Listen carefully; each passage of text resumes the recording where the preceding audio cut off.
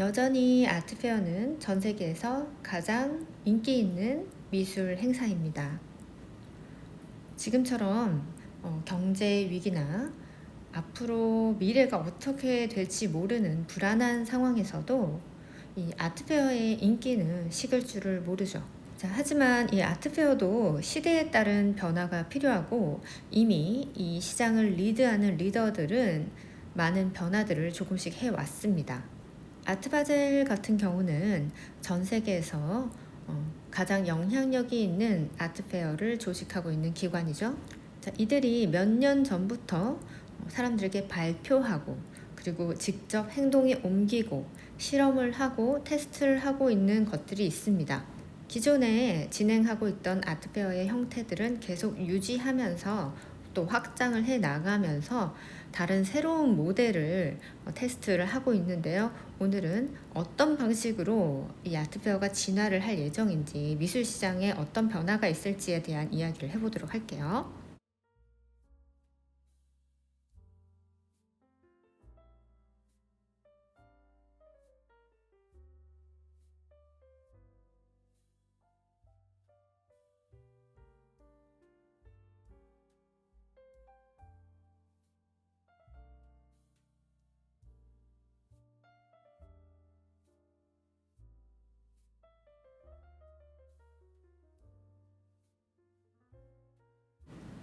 안녕하세요. 뉴욕TV 아트앤머니입니다. 지금 보여드리고 있는 전시는 지금 모마 미술관, 뉴욕 모마 미술관에서 열리고 있는 루드 아사와의 전시고요. 이전에 구겐하임 미술관에서 루드 아사와가 개인전을 했을 때 여러분들께 이 전시를 보여드린 적이 있습니다. 지금 모마에서 아주 큰 규모의, 대규모의 개인전이 열리고 있습니다.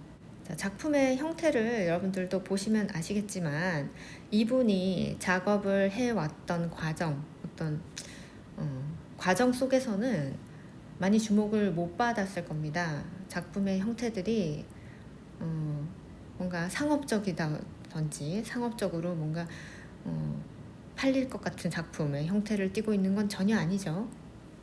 그럼에도 불구하고 이 작가는 그런 과정들을 오랜 세월을 통해서 인내하고 견뎌왔습니다. 단순히 작업만 그렇게 한 게 아니라 이 사람의 삶 속에서 이런 삶과도 싸우고 삶도 극복해왔고 자신의 작업도 계속해서 이어나갔습니다. 그렇게 펼쳐놓고 보니 작품의 양도 어마무시하고요. 이 작품들의 어떤 연구들이 상당히 일관됩니다. 지금에 와서 이 여성 작가가 주목을 받고 이렇게 대규모 개인전을 할 수 있는 이유는 바로 그런 이유 때문입니다. 많은 작가님들이 이 작업실에서 고민을 하고 힘든 삶, 이 실제 라이프하고 많이 싸우고 계시다는 걸 알고 있어요. 그런데 끝까지 이렇게 인내한 사람들, 끝까지 누가 알아주던지 말던지 상관하지 않고 계속해서 자신의 작품에 몰두한 사람들의 작품은 다릅니다. 뭔가 겉보기에 좋아 보이는 것들과는 확연히 다른 내면의 진실을 품고 있어요. 그것들이 사실은 다 드러나고 보여집니다. 오늘도 작업실에서 자기 자신과 싸우고 계시는 작가님들 포기하지 마시고 꾸준히 자신의 내면의 세계에 몰두를 하셨으면 좋겠어요. 루드 아사와의 전시를 보시면서 오늘날의 지금 아트페어의 변화들에 대해서 이야기를 해보도록 할게요. 아트바젤은 아트페어, 전 세계의 아트페어 미술 시장을 이끌고 있는 리더죠. 그 리더의 헤드 오피스는 MCH 그룹입니다. 이 MCH 그룹은 스위스 것이니까 스위스에서는 유명한 게 이제 시계죠. 시계 페어 이런 것들도 주도를 해서 이끌고 있습니다. 그리고 이 MCH 그룹의 대주주는 50% 이상, 거의 60%가 넘는 지분을 가지고 있는 대주주는 스위스 바젤 CD입니다. 그래서 가장 탄탄한 아트페어고 명실상부 어떤 리드의 역할, 그냥 일개 어떤 그냥 사업체가 아니죠. 이 MCH 그룹이라는 그룹은 대주주가 어떤 CD이기 때문에 굉장히 사업적이기도 하지만은 공적이기도 한 그런 조직입니다. 이 MCH 그룹에서 어떤 자신들의 목표치 그리고 앞으로 나가야 할 방향 이런 것들을 뭐 항상 발표를 해요. 자기들 웹사이트에도 공개를 하고 뉴스페이퍼에도 알리고 합니다. 하지만 많은 사람들은 그런 것들은 보려고 하지는 않고 지금 당장 눈에 보이는 현상들만 보죠. 그런데 시간이 이렇게 좀 지나서 보잖아요. 몇 년이 있다가 이렇게 딱 보잖아요. 그러면 그들이 이야기를 한 대로 공표한 대로 일들이 이루어지고 있습니다. 자, 그렇다면은 우리는 이 미래에 어떤 가까운 미래죠. 사실 3년 뒤, 5년 뒤 이런 거는 너무나 가까운 미래잖아요. 뭐 50년 뒤, 100년 뒤가 아니잖아요. 이런 가까운 미래에 일어날 일들을 이런 것들을 보면서 예측을 할 수 있습니다. 자, MCH 그룹에서 한 5년 전에 뭐라고 했냐. 우리는 아트페어를 계속 확장해 나갈 건데 새로운 아트페어를 만들어서 우리가 아트바젤을 새롭게 만들어서 나가지 않을 거고 그냥 로컬에 들어가가지고 이미 있는 거랑 협력하고 조인할 거야. 이렇게 얘기를 했어요.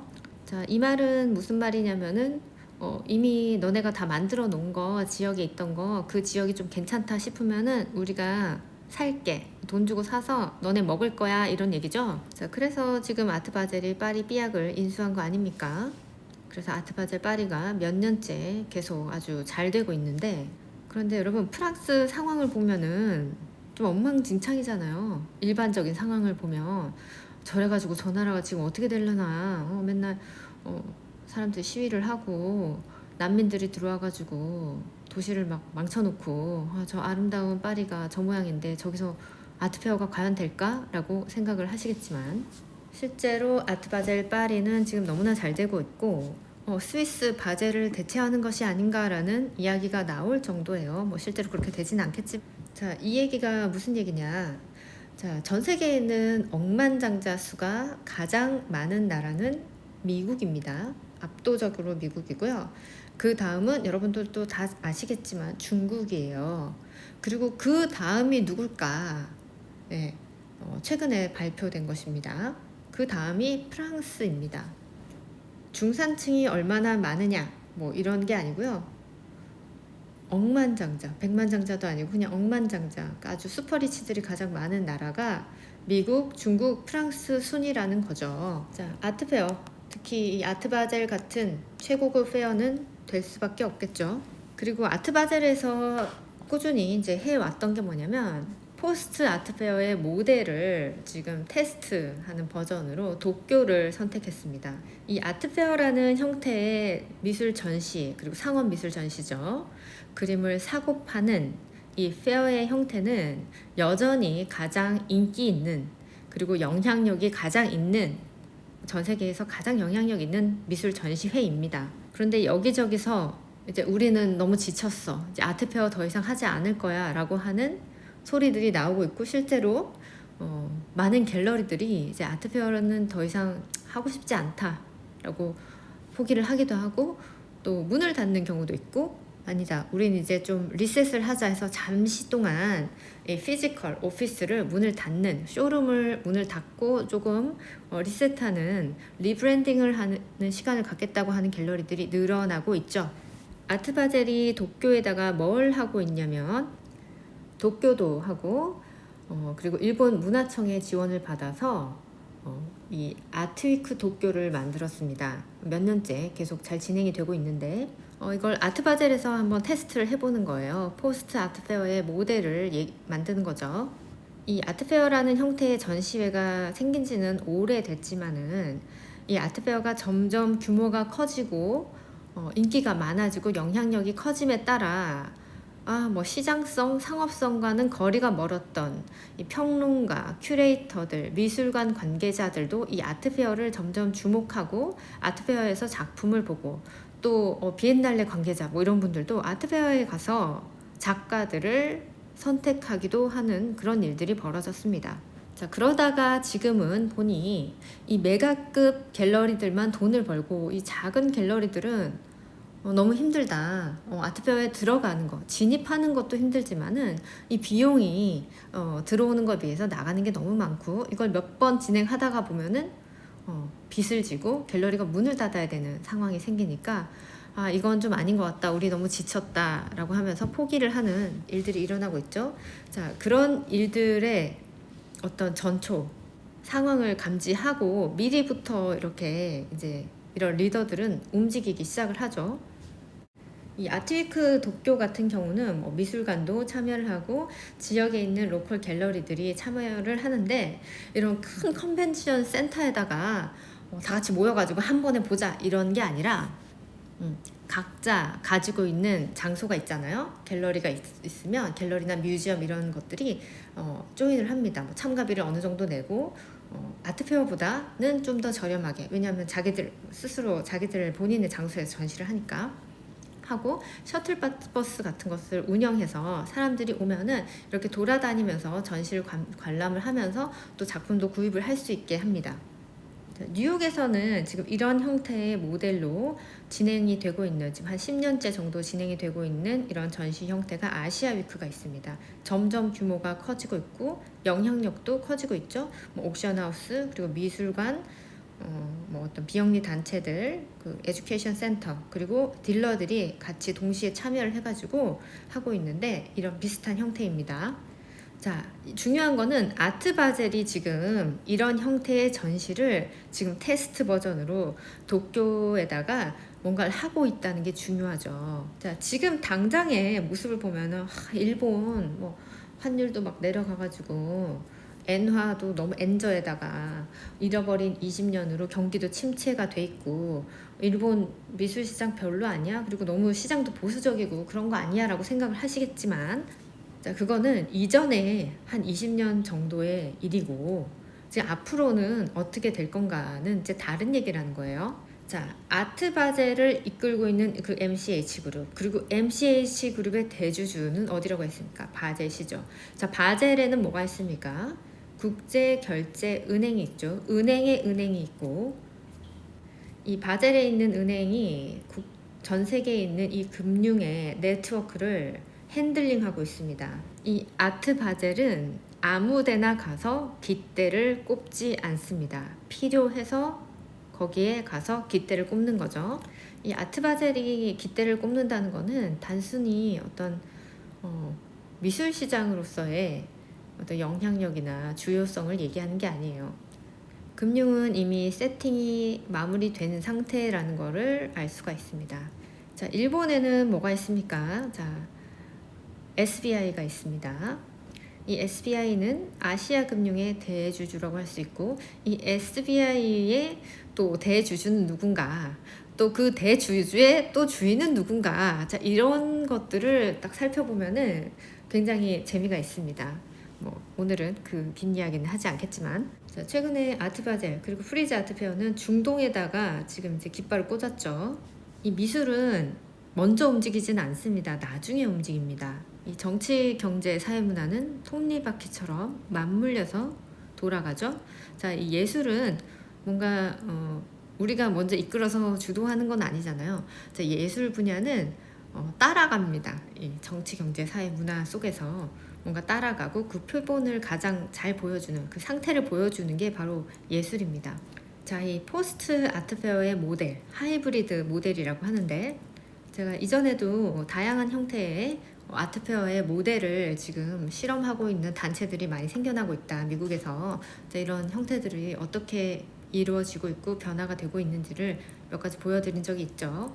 새로운 단체들도 새로운 형태의 아트페어 모델을 제시하고 있고, 이미 이 시장을 이끌고 있는 아트바젤과 같은 큰 기관들도 원래 것을 진행하면서 계속해서 새로운 모델을 지금 실험을 하고 있다는 거죠. 그리고 이 하이브리드 모델이 지금 앞으로 이제 조금 지나면은 미래의 아트페어의 모습이 될 것이다 라는 것을 제시를 하고 있습니다. 자, 그냥 시장으로서 따로 독립적으로 존재하는 것보다는 이 비영리 기관들과 협력을 했을 때 더 큰 시너지가 나고, 이 비영리 기관들도 상업적인 것들과 함께 했을 때 시너지가 난다는 것을 느끼고 협력을 하기 시작했다는 겁니다. 그리고 비용을 줄이면서도 좀 더 확장된 형태의 어떤 해보자, 이 미술 전시를 해보자, 페어와 비엔날레의 어떤 사이에 있는 뭔가를 해보자라는 것이 이 취지입니다. 자, 당연히 어떤 조직이 있고 여기에 참가하려면은 참가비를 내야겠죠? 참가비를 내는데 내면은 뭐 여기서 홍보를 해주겠죠. 카탈로그도 찍을 것이고 뭐 맵을 또 만들어서 사람들에게 홍보를 하고 뭐 이런 여러 가지 마케팅을 하겠지만, 이 공식 참가를 하지 않는 이 지역에 있는 갤러리들도 엄청나게 수혜를 본다는 점이 특징입니다. 베니스 비엔날레 한번 가보신 분들은 아시겠지만, 베니스 비엔날레에 가면은 이 비엔날레의 공식 전시 참가자가 아닌 다른 전시장들, 다른 기관들에서 공식 베니스 비엔날레는 아니지만 자기들이 각자 전시를 합니다. 이 베니스라는 그 로컬 지역에 가서 그 이유는 정말 너무나 많은 사람들이 와서 전시를 보고 그 효과를 누릴 수 있기 때문이죠. 자, 그래서 실질적으로 이 미술 시장이 얼마나 성장을 했느냐, 이게 수치로 딱 나와줘야 이게 효과가 있다 없다가 나오는데, 자, 2019년부터 23년까지 일본 미술 시장의 규모가 11%가 성장을 했다고 합니다. 전 세계 미술 시장의 그 같은 기간에 성장은 1%에 그쳤는데 말이죠. 그래서 이 아트위크 도쿄와 같은 이 모델, 이런 뭔가 비영리와 상업적인 아트페어가 함께 협력을 해서 로컬에서, 지역에서 지역 전체를 아우르는 전시회, 미술 행사를 마련했을 때 이 상업적인 효과가 훨씬 더 크고 이 도시 지역 지역 경제를 활성화시킨다라는 효과가 검증이 되고 입증이 된 거죠. 자, 그렇다면 당연히 이 방향으로 계속해서 가겠죠. 자, 그렇다면은 지금까지 불나방처럼 막 상업 전선에 막 미술 투자, 막 투기 여기에 뛰어들었던 이런 과열된 시장의 모습들이 다시 예술적 가치에 좀 더 포커스를 두는 형태로 바뀌고 있다라는 겁니다. 자, 그래서 이 작품이 얼마나 잘 팔릴까, 장사가 얼마나 잘 될까, 이게 아니라 이 작품성이 얼마나 가치가 있고, 이 작품의 가치, 이 작가의 히스토리, 이런 것들을 좀 더 중점적으로 보면서 상업적인 거래가 일어난다, 이런 얘기죠. 자, 게다가 아트바젤 같은 경우에, 아트바젤 마이애미 같은 경우에 이미 몇 년 전부터 뭘 하고 있었냐, 이 특별전 부스로 그러니까 티켓을 사서 들어가는 그 페어 안에 있는 게 아니고 이제 그 바깥에 있는 특별 부스가 있는데, 거기다가 솔라나 부스를 집어 넣었었습니다. 솔라나가 뭐냐면은 아시는 분들은 아시겠지만, 자, 블록체인 코인 네트워크 회사인데요. NFT에 가장 적합한 플랫폼 네트워크 모델입니다. 솔라나 코인이 예전보다 가격이 굉장히 많이 올랐는데, 예전에 NFT가 한창 인기를 얻다가 갑자기 확 그 열기가 사그라들었죠. 아직까지도 이 NFT라는 것에 대한 위험성은 변함이 없지만은, 또한 가능성 또한 이제 있는 거는 사실입니다. 사실 특별전이라도 이 솔라나 부스가 이 아트 바젤에 조인을 해서 들어온 것 자체가 굉장히 센세이션이었고 충격이었는데, 이 솔라나에서 뭘 진행하고 있었냐면 아티스트 레지던시 같은 걸 만들어서, 굉장히 전통적인 예술의 형태죠. 그 어떤 형태인데, 아티스트 레지던시를 만들어 가지고 그 레지던시에서 작업한 작가들의 작품을 NFT로 선보이는 그런 부스를 선보였었습니다. 그런데 이제 올해에는 그걸 넘어서, 이제 특별전 부스를 넘어서 이제 티켓을 사서 티켓을 딱 끊어야 들어올 수 있는 그 메인 부스 안에다가 한 10개 정도 부스를 이 블록체인 기반의 디지털 아트를 전시하는 전시 구성을 선보인다고 합니다.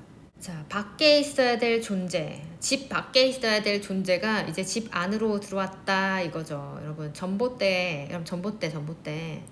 전봇대가 우리 집 안에 들어온다 이 말입니다. 우리 집 거실에 이제 밖에 있던 전봇대가 들어오는 거예요. 이거는 엄청난 메시지고 긴장을 해야 될 것이고, 준비가 안 된 사람들은 너무나 당황할 수밖에 없는 상황입니다. 자, 기존의 질서가 유지가 되면서도 새로운 것이 들어오는데, 이 적응을 하는 시간을 주지 않고 그냥 들어온다는 겁니다.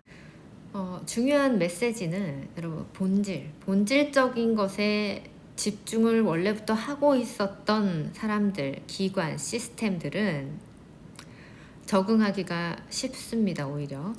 하지만 본질적인 것보다는 외부적인 것에 많이 수혜를 받다든가 알맹이보다 어떤 겉에 있는 것들에 대해서 많이 집중을 했다던가, 자, 이런 기관, 사람 등등은 좀 많이 힘들지 않을까라는 생각이 듭니다.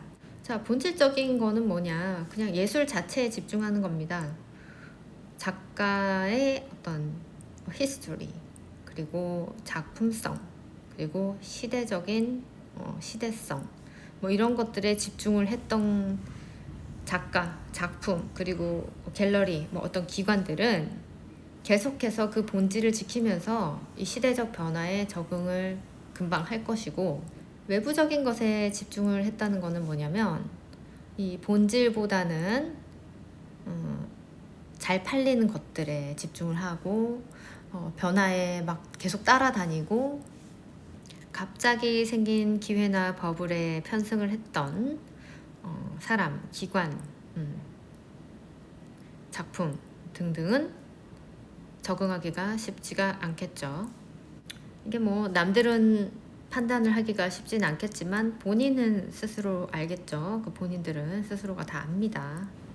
자, 그러면은 이제 잠시 동안 어떤 시장에 휩쓸려 다녔던 이 분위기에 휩쓸려 다녔던 자기 자신을 다시 재점검하고, 뭐 기관, 뭐 상업적인 기관이라든가 뭐 이런 거는 자기들 알아서 하라고 놔두고, 이제 작가님들은 특히나 좀 제자리를 찾아서 돌아오셔야 됩니다. 좀 이해가 안 간다, 헷갈린다 하시는 분들도 계실 거예요. 아니 무슨 소리냐, 지금 이렇게 뭐 블록체인 디지털 아트 무슨 코인 회사가 아트 바젤을 막 들어가고 뭐 이런 마당에 본질에 돌아가라니 시스템을 빨리 배워가지고 이걸 따라가야지 무슨 소리냐라고 생각하시는 분들도 있을 텐데요. 그 예술에 있어서 본질을 꿰뚫는다, 어떤 시대성을 가진다, 이 작가와 작품이 시대성을 가진다, 이런 게 어떤 의미냐면 과거 없이 현재와 미래가 있는 경우는 없습니다.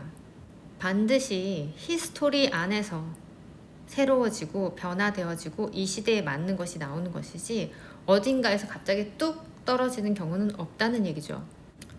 자, 미술사를 공부하고 우리가 미술 학습하고 학습기, 그 과정 속에서 과거의 것을 배우게 됩니다. 그리고 지금 현재 나를 가르치는 스승님들은 과거의 것을 답습해서 이제 우리에게 그 과거의 것을 전수를 해주시는 거죠. 그래서 우리는 그것을 공부를 하죠. 자, 그런데 그 과거의 것이 이 시대하고 맞지 않는 어떤 부분들이 있어요. 어떤 문제들이 생긴단 말이죠. 그러면 그 문제를 해결하고 새로운 것을 제시를 해야 시대성을 갖는 것입니다. 자, 이런 사회적인 현상들, 변화하는 시대적인 현상들을 보고 본질적인 메시지를 전달을 하는 것에 포커스를 맞추셔야지 기능적인 거, 기술적인 거에 집착을 하실 필요는 전혀 없다는 겁니다. 막 발빠르게 움직여야지 하면서 아트바젤에 지금 NFT가 막 들어가니까 나도 만들어야지. 자, 이게 아니고요. 이러한 시대적인 변화에 맞는 메시지를 먼저 생각하시고 그것을 제시를 먼저 해야 된다는 얘기입니다. 그 메시지를 이 NFT 기술이나 뭐 블록체인 기술에다가 집어넣어서 금융과 예술과 뭐 이 모든 것들이 실물이 전달되는 것이 하나로 되는 거는 기술자들이 이미 다 해놨고 이거는 누가 도와줘서라도 할 수 있는 거고 너무나 쉽습니다. 그거는 어려운 게 아니에요. 뭐 예를 들어 뭐 아트페어가 이런 부스 전시를 하다가 갤러리에서 그냥 하는 걸로 바뀐대. 그럼 갤러리에서 전시를 하면 될 일이지.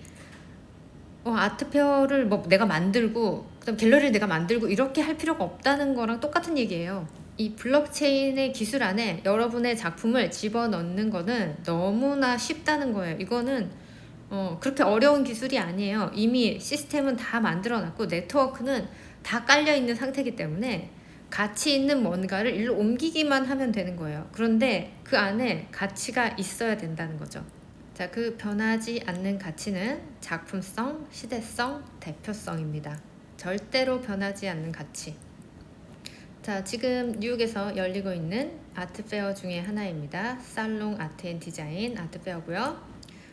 이 장소는 테파프가 열리는 전시장하고 같은 곳인데요. 어퍼리스트 사이드에 있는 아모리 빌딩에서 열립니다. 이 장소가 굉장히 고전적이고 아름답기 때문에 뭘 갖다 놔도 사실 굉장히 좋아 보이는 전시장입니다. 이 전시장이 그런 좀 효과가 있습니다. 이 전시장에서는 이런 컨템포러리 전시도 하지만은 이 골동품 전시를 상당히 많이 합니다. 어울리기도 하고 그 수요가 몰려 있는 곳이기도 하죠. 자, 이전에는 어떤 서양, 유럽의 골동품들, 유럽의 어떤 앤틱 작품들이 많이 팔리고 전시가 되고 수요가 많았지만은 앞으로는 이 아시아의 앤틱들, 골동품들도 수요가 많아질 겁니다.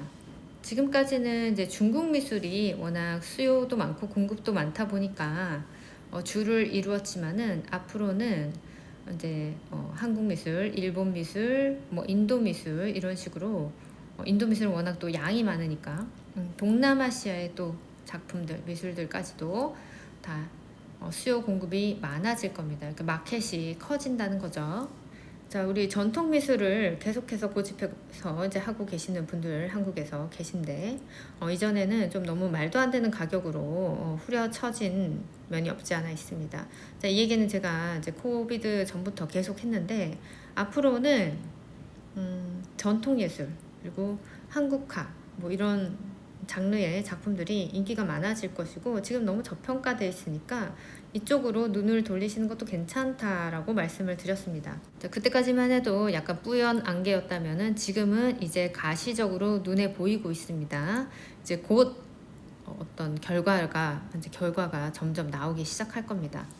자, 그래서 오늘의 결론은 너무 당장에 눈에 보이는 현상만 따라가기에 급급해 하지 마시고 본질에 집중을 하고 또 이런 메시지들을 좀 미리 읽다 보면은 앞으로 3년 뒤, 5년 뒤에 일어날 일들을 알 수 있으니까 그런 부분들에 대해서 좀 여러분들이 참고를 하시면 좋을 것 같네요. 시청 감사합니다, 여러분. 다음 시간에 또 찾아뵙겠습니다. 안녕히 계세요.